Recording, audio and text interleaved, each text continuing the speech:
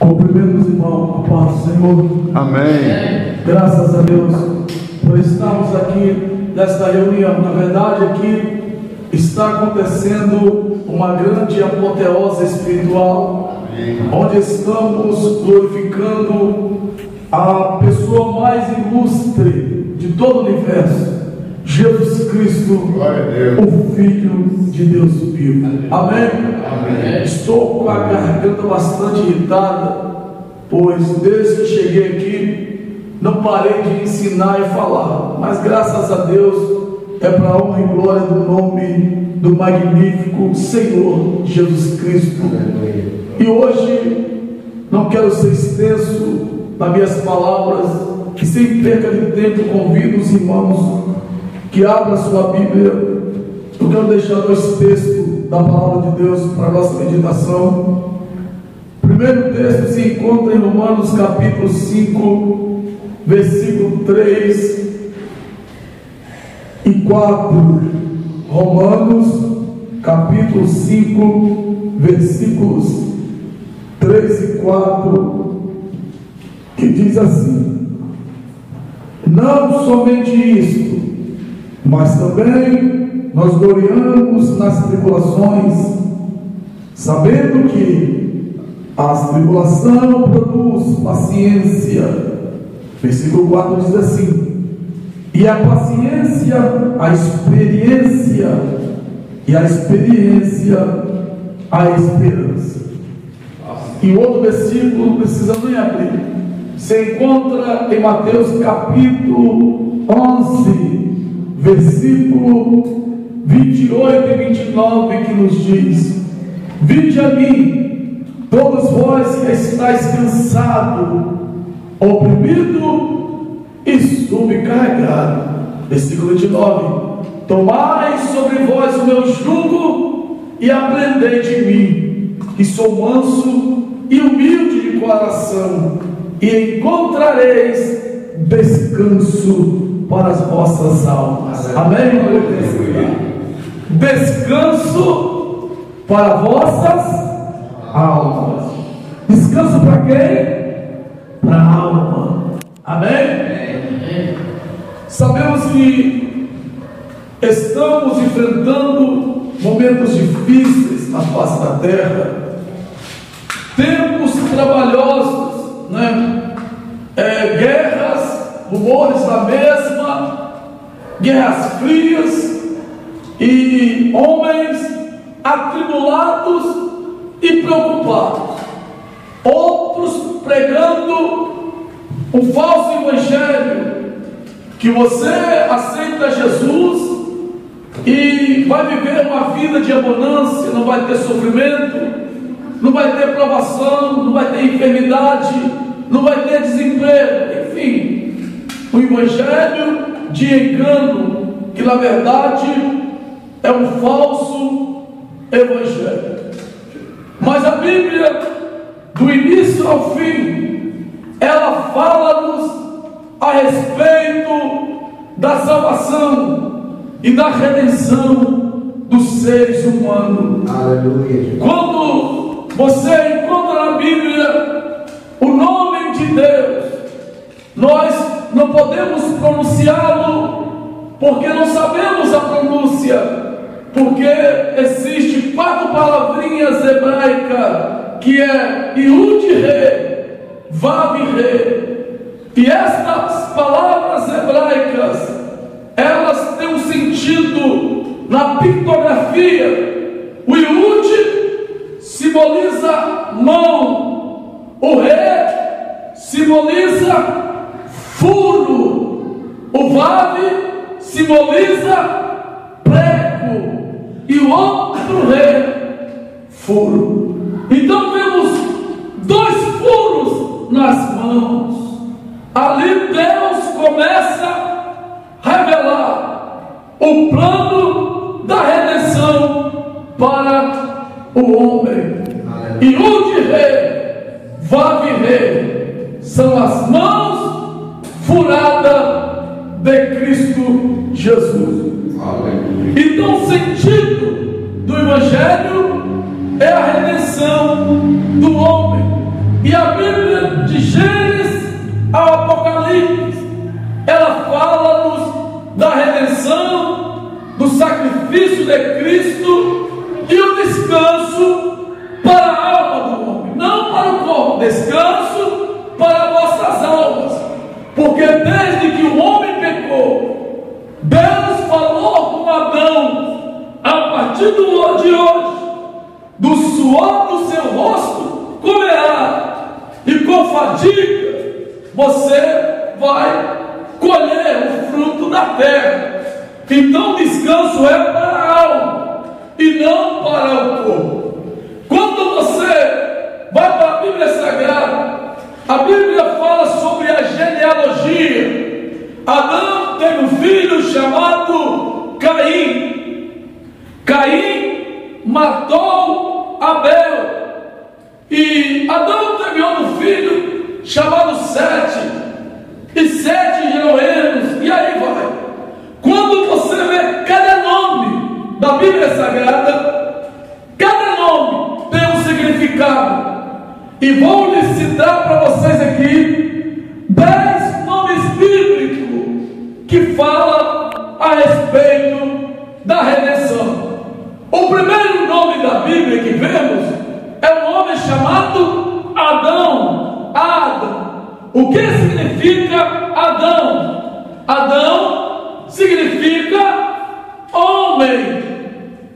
Depois, a Bíblia fala que Adão teve um filho chamado Sete. O que significa Sete? Substituto. Então nós temos homem substituto, apontando para Cristo, o nosso substituto. Depois nós temos, depois de Adão, temos Sete. Depois de Sete, temos Enos. Enos significa o quê? Mortal. Então o que temos? Homem mortal, substituto, homem, substituto, imortal. Depois de Enos, nós temos um homem chamado Cainã. Cainã significa triste. O que nós temos é homem, substituto, mortal e triste. Depois nós temos Malalael. Malalael vem de aleluia, louvado seja Deus. Então o que temos? Homem, substituto, mortal e triste. Mas Deus seja louvado. Aleluia.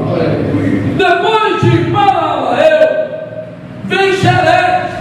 Jerete significa descer. Então o que temos? Homem, substituto, mortal e triste. Mas louvado seja Deus que desceu. Ele é o Emmanuel, o Deus conosco. Aleluia. Depois o que temos? Enoque. Enoque significa no hebraico declarar. O que temos? Homem, substituto, mortal e triste. Mas Deus seja louvado, porque Ele desceu para declarar nossa salvação. Louvado seja o nome do Senhor. Aleluia. Depois de Enos, o que temos? Quem lembra? Matusalém. Matusalém significa derramamento. O que temos agora? Homem, substituto, mortal e triste. Mas Deus seja louvado, porque Ele desceu para declarar um grande derramamento sobre a sua vida. Aleluia. Depois nós temos, depois de Matusalém, temos Lameque. Lameque significa poderoso. Então o que temos? Homem, substituto, mortal e triste. Mas Deus seja louvado, porque desceu para declarar um grande derramamento poderoso sobre a sua vida. E este derramamento momento é o derramamento do Espírito Santo que está mudando a tua história. E o décimo nome é Noé, que significa descanso. Então nós temos homem substituto, mortal e triste, mas Deus seja louvado, porque desceu para declarar um grande derramamento poderoso sobre a sua vida. É descanso para a sua alma. Descanso na vida é para a alma do crente. O mundo pode estar em guerra, mas o crente tem paz. O mundo pode estar desesperado, mas a igreja continua vivendo a esperança de um mundo vindouro.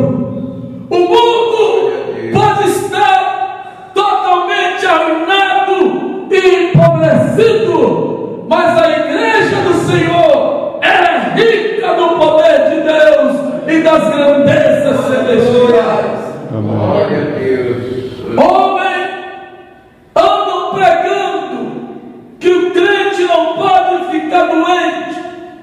Deus trabalha com valores eternos. O texto que lemos em Romanos, capítulo 5, versículo 4, 3 e 4, Paulo está dizendo que ele gloria também na tribulação. Aqui o texto fala da justificação pela fé em Cristo.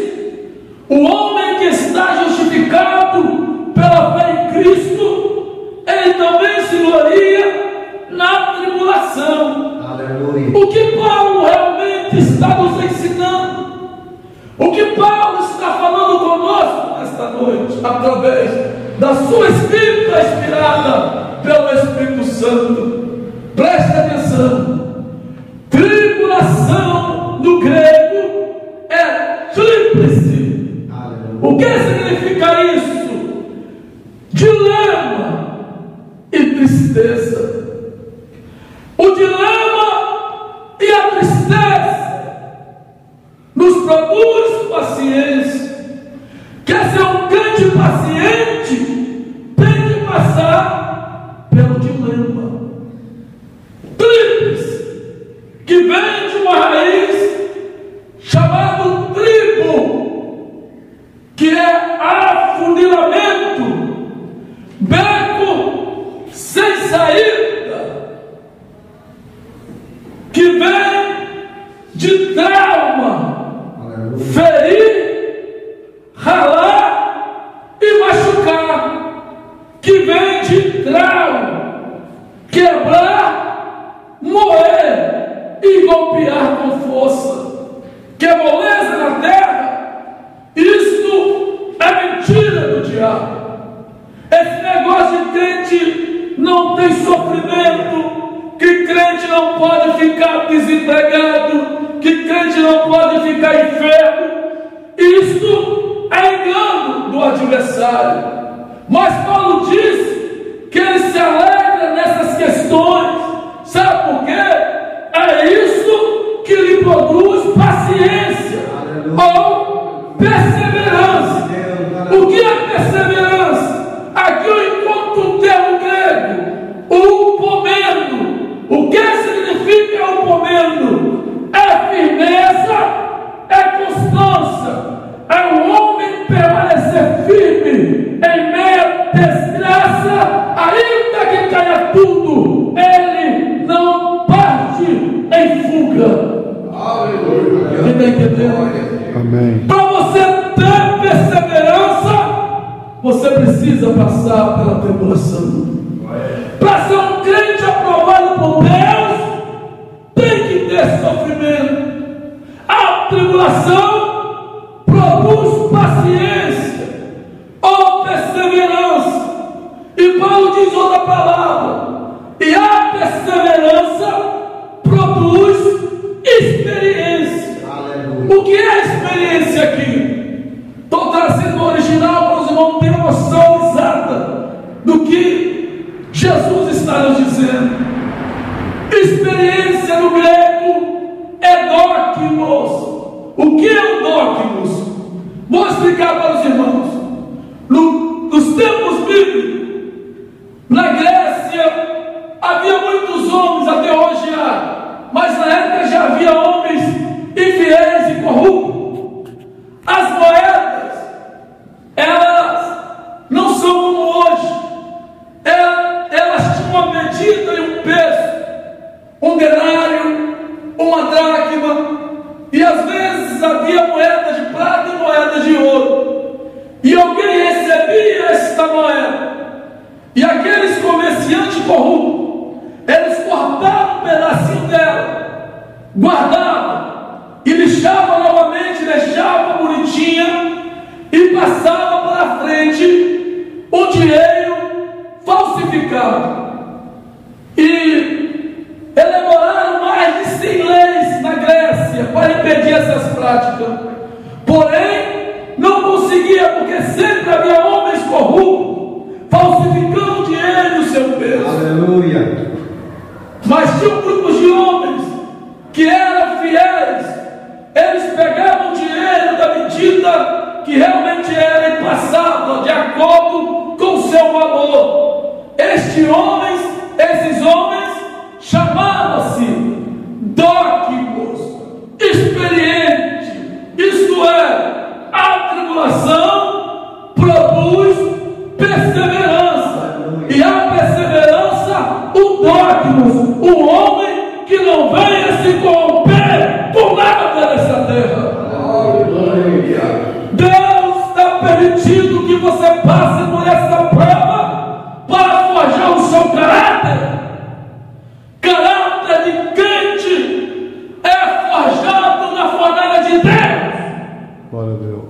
É por isso que muitos estão se corrompendo